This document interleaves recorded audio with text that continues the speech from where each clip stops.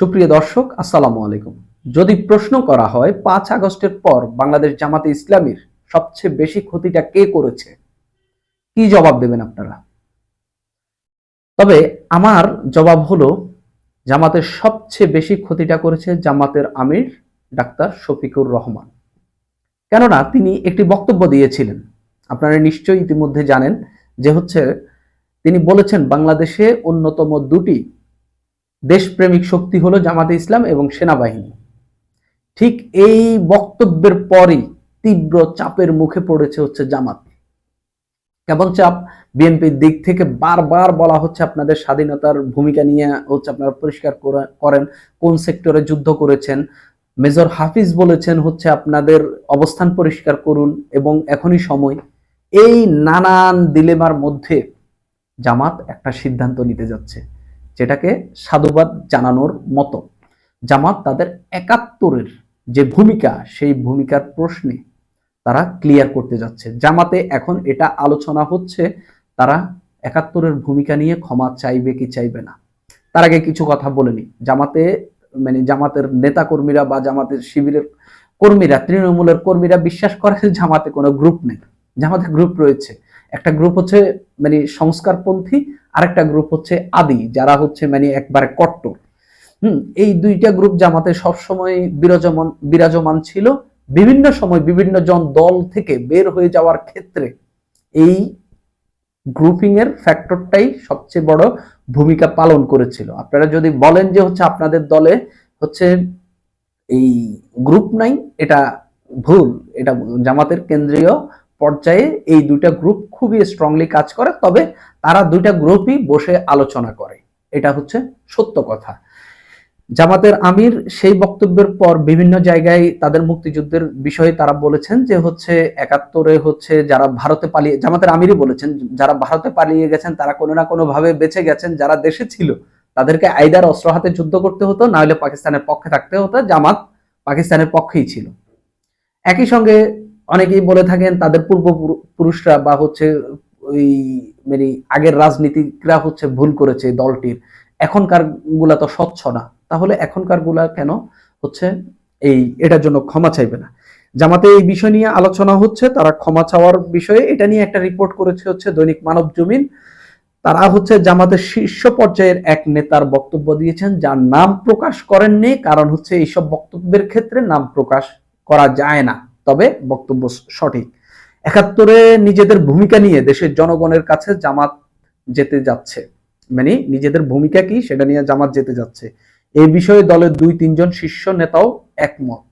শীর্ষ নেতা কারা আমরা জানি, এই আমির, সেক্রেটারি জেনারেল, এরপরে সহ সেক্রেটারি জেনারেল, এরকম কেউ থাকতে পারে। তারা সিদ্ধান্ত নিয়েছেন যে জামাতের নির্বাহী পরিষদের বৈঠকে বিষয়টি তারা উপস্থাপন করবেন, সেখানে বিস্তারিত আলোচনা করে সিদ্ধান্ত নেওয়া হবে। ৭১-এ জামাতের ভূমিকা কি ছিল তা জাতির সামনে পরিষ্কার করা হবে বলে তিনি জানান একেবারে। তবে জামাত ক্ষমা চাইবে কি চাইবে না, কিংবা ক্ষমা চাইলে কি প্রক্রিয়ায় চাইবে, তা ওই নেতা খোলাসা করে বলেননি। তিনি বলেছেন নির্বাহী পরিষদে এই বিষয়ে সিদ্ধান্ত হবে। শিবিরের শীর্ষ পর্যায়ে সাবেক ২ নেতা এই প্রসঙ্গে দুটি দিক তুলে ধরেন। তারা বলেন ৭১ প্রশ্নে জামাত যথাযথভাবে ডিল করতে পারেনি। খুবই সত্য, জামাত আসলে এই প্রসঙ্গটা সবসময় এড়িয়ে গিয়েছে। তাদেরকে যখন এটা প্রশ্ন করা হয় তখন তারা বলে যে আমাদের পূর্বপুরুষরা করেছে, আমরা এটার সঙ্গে ইনভলভ না। তারা আপনি কি আপনার পূর্ব রাজনীতিকদেরকে এই অনুসরণ করে রাজনীতি করছেন না? তার তাদের ভূমিকা তো আপনাদের উপর প্রভাব থাকবেই। তবে এটাও সত্য, দেশে অতীতে গণতান্ত্রিক পরিবেশ ছিল না, জামাতের জন্য খোলামেলাভাবে বিষয়টি আলোচনা করে সিদ্ধান্ত নেওয়ার উপযুক্ত পরিবেশ ছিল না।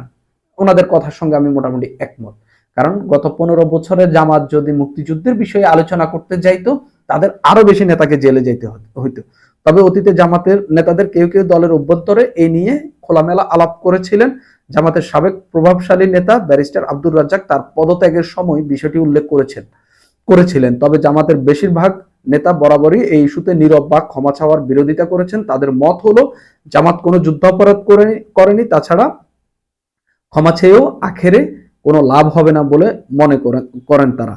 এটা মোটামুটি সারমর্ম আর কি, যে জামাত এখন নতুন করে তারা হচ্ছে এটা নিয়ে আলাপ আলোচনা করছে। কখন আলাপটি করছে? যখন বিএনপির দিক থেকে বারবার হচ্ছে মুক্তিযুদ্ধের তীরটি হচ্ছে জামাতের দিকে মারা হচ্ছে।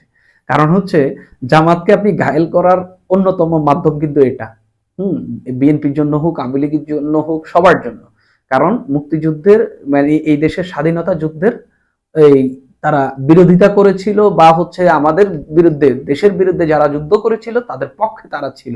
এই কারণে হচ্ছে জামাতকে হচ্ছে খুব সহজেই সমালোচনা করা যায়, জামাতকে খুব সহজেই হচ্ছে যে কেউ একেবারে মানে সিস্টেমেটিক ভাবে ধরে ফেলতে পারে। আপনি দেখবেন শেখ হাসিনা সরকারের পতনের পর যখন বিএনপির বিভিন্ন জায়গা থেকে অভিযোগ উঠে আসতেছিল বিএনপির নেতাকর্মীরা চাঁদাবাজি করছে, বিভিন্ন জায়গায় লুটপাট চালাচ্ছে, দখল করছে, সিন্ডিকেট তৈরি করছে, তখন জামাতের নেতারা কিন্তু একেবারে মানে রাখাডাক করেই হচ্ছে এই বিষয়গুলা ফলাও করে প্রচার করার মানে তাদের বক্তব্যে বলা শুরু করেছেন। ঠিক তখনই তাদের লাগাম টানতে প্রথম বোমাটা মারলেন হচ্ছে রিজভী। কিভাবে মারলেন? যে হচ্ছে ৭১ আপনারা কোন সেক্টরে যুদ্ধ করেছেন, তারপরে আপনাদের ভূমিকা প্রকাশ করুন। তারপরে তিনি বললেন যে হচ্ছে ইসলাম ব্যাংক দখল করে নেওয়া হচ্ছে। এরকম বক্তব্য দেওয়ার পর যখন বিএনপির আরো কয়েকজন নেতা ঠিক একই রকম বক্তব্য দিলেন, মির্জা ফখরুল ইসলাম যখন বললেন যে হচ্ছে ৭১-এর প্রশ্নে বিএনপি মানে ইয়ে করবে না, মানে বিএনপি ৭১-এর প্রশ্নে এই ৭১-এর পক্ষেই থাকবে। এই যখন হচ্ছে বিএনপি তাদের বিভিন্ন অবস্থান ক্লিয়ার করে ঠিক জামাতকে অ্যাটাক করে তাদের বিভিন্ন নেতারা বক্তব্য দেওয়া শুরু করলেন, তখন কিন্তু ওই লুটপাট ওইসব কথাবার্তা কিন্তু কিছুটা কমিয়ে দিয়েছে। মানে আমি তো প্রতিদিন এইসবগুলো নিউজ করতে হয় আমাকে, আমি দেখি আসলে বক্তব্যে কিছুটা পরিবর্তন এসেছে। মানে জামাতের আমিরের যদি আপনি ১ মাস আগের বক্তব্য দেখেন আর এখনকার বক্তব্য দেখেন, বিএনপিকে এই মানে আক্রমণ করে দেওয়া বক্তব্য কিছুটা হইলেও কমেছে। মানে অন্যান্য নেতাদেরও একই মানে দেখা যাচ্ছে।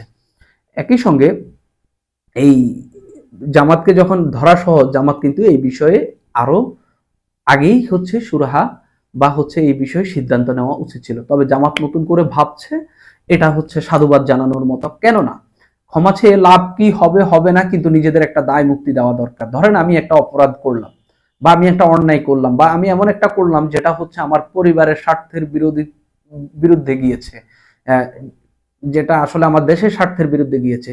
আমি এটা থেকে ক্ষমা চাইলে ফিট যদি নাও পাই, তাও আমার ক্ষমা চাওয়া উচিত। কারণ আমাকে আলটিমেটলি দিন শেষে নীতি নৈতিকতা নিয়েই থাকতে হবে, আমাকে আমার দেশপ্রেম দেখাতে হবে। হ্যাঁ, হয়তোবা জামাতের মধ্যে দেশপ্রেম থাকতে পারে, কিন্তু জামাতের আমির যে বক্তব্যটি দিয়েছেন যে হচ্ছে বাংলাদেশে দুটি দেশপ্রেমিক গ্রুপ রয়েছে বা সংগঠন রয়েছে, সেই একটি হলো সেনাবাহিনী, একটি হলো তারা। এই বক্তব্যটি হচ্ছে জামাতের জন্য কাল হয়েছে। কারণ ঠিক একই রকম বক্তব্য মুক্তিযুদ্ধ চলাকালে জামাতের তৎকালীন আমির একই বক্তব্য দিয়েছেন যে হচ্ছে দেশপ্রেমিক দুটি গ্রুপ রয়েছে, একটি হচ্ছে জামাত আর একটি হচ্ছে সেনাবাহিনী। সেনাবাহিনী বলতে বাংলাদেশের সেনাবাহিনী না, সেনাবাহিনী হচ্ছে এই পাকিস্তানি সেনাবাহিনী। এই বক্তব্য দিয়ে তখনই তারা সমালোচিত হয়েছেন। ঠিক এখন এই জামাতের আমিরের এই বক্তব্যটি একেবারেই জামাতের জন্য মানে মানে খুবই বিপদ ডেকে এনেছে। ঠিক এরপরেই হচ্ছে অনেকগুলো মুক্তিযুদ্ধের তীরে বিদ্ধ হতে হলো এই জামাতকে। ঠিক তখন তারা হচ্ছে সিদ্ধান্ত নিচ্ছে। তবে জামাত যদি ক্ষমা চায়, এটা নিয়ে কি লাভ হবে কিনা, এটা নিয়ে হচ্ছে বিরোধী দলগুলো মানে জামাতের বিরুদ্ধ শক্তি যারা রয়েছে বা জামাতের বিরুদ্ধে যারা রাজনীতি করে, জামাতের প্রতিপক্ষ যারা, তাদের জন্য একটা মানে আলোচনার রসদ হবে যে আপনারা নানান সময় তারা বলতে পারবে যারা হচ্ছে মুক্তিযুদ্ধের ভূমিকার জন্য ক্ষমা চায় তারা আসলে দেশ পরিচালনা কি করবে, সেরকম কিছু কথাবার্তা হইতে পারে। কিন্তু তাও আমি মনে করি জামাতের ক্ষমা চাওয়া উচিত। ভবিষ্যতে হয়তোবা জামাত এই প্রশ্নের মুখোমুখি আবারও হলে তারা বলতে পারবে যে হচ্ছে আমরা ক্ষমা চেয়েছি, আমরা আমাদের ভুলের জন্য আমরা জনগণের কাছে ক্ষমা চেয়েছি। সুপ্রিয় দর্শক, আজ এই পর্যন্তই।